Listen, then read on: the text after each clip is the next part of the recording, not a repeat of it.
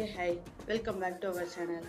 So இந்த channel எதுக்கு open பண்ணோம் அப்படிங்கிறத விட்டுட்டு நம்ம வந்து அடுத்தடுத்த இதுக்கு போய்ட்டுருக்கோம்.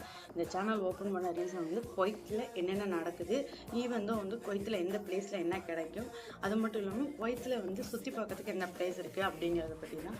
ஸோ இந்த அப்டேட் கன்ஃபார்மாக வரும். இந்த அப்டேட்டை நம்ம வந்து விட்டு போகிறது இல்லை.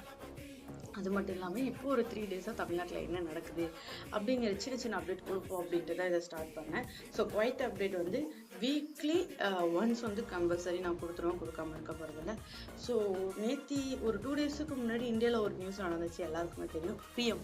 அதாவது பிஎம் நரேந்திர மோடி அவர்கள் வந்து என்ன சொல்லியிருந்தாங்க அப்படிங்கிறது தெரிஞ்சிருக்கும் இல்லையா? எஸ், ஹேண்டா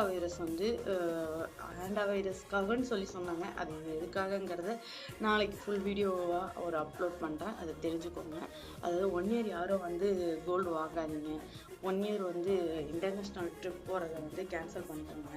அண்ட் நெக்ஸ்ட் வந்து 1 இயர் வந்து ஒர்க் ஃப்ரம் ஹோம், அதாவது எந்த ஒரு ஆஃபீஸில் சாத்தியமோ அந்த ஆஃபீஸ்லேருந்து ஒர்க் ஃப்ரம் ஹோம் வந்து கொடுங்க எல்லாருக்கும் அப்படிங்கிற மாதிரி நியூஸ் கொடுத்துருந்தாங்க.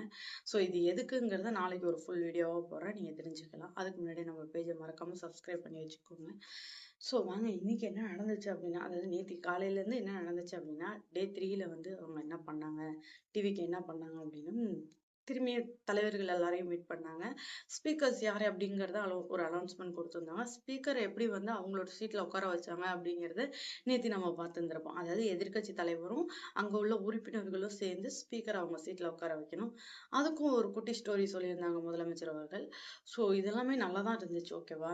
ஆனால் அவங்க மேலே நேற்று சாயந்தரத்துலேருந்து அவங்க மேலே வந்து ஒரு குற்றச்சாட்டு வந்துட்டு இருக்கு. அது என்னங்க, ஜோதிடரான ரிக்கி ராதன் பண்டே அவர்களை வந்து ஓஎஸ்டி அப்படிங்கிற ஒரு பதவிக்கு வந்து உட்கார வச்சிருக்காங்க அப்படின்னு சொல்லியிருந்தாங்க. அவங்க வந்து பல பேர் வந்து இதை எதிர்ப்பு தெரிவிச்சிருந்தாங்க. இந்த விதத்துல வந்து வேசிக்க கட்சி வந்து என்ன பண்ணாங்க அப்படின்னா, அவர் ஒரு அஸ்ட்ராலஜி அப்படிங்கிறத விட வந்து அவங்க வந்து டிவிக்கோட ஒரு உறுப்பினர் அப்படிங்கிற பட்சத்துல அந்த தலைவர் என்ன முடிவு எடுக்கிறாரோ அதுதான் நடக்கும் அப்படிங்கிற மாரி வந்து விசிக சைட்ல இருந்து ஒரு சப்போர்ட் வந்து இருந்துச்சு. ஆனா மத்தவங்க எல்லாருமே வந்து இதை வந்து எதிர்க்கிறாங்க. இது எப்படிங்கிறது எனக்கு தெரியல.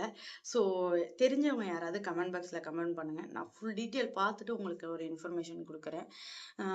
அடுத்த ஒரு நியூஸ் என்ன வந்துச்சு அப்படின்னா வந்து, நேற்று வந்து மோஸ்ட் ஆஃப் த டாஸ்மாக்ஸ் வந்து க்ளோஸ் ஆயிருக்கு அப்படிங்கிற மாதிரி தான். ஸோ வாங்க வெயிட் பண்ணி பார்ப்போம் அடுத்தடுத்து தமிழ்நாட்டில் என்ன நடக்க போகுதுன்னு. ஒரு பெரிய நியூஸ் நடந்திருக்கு தமிழ்நாட்டில்.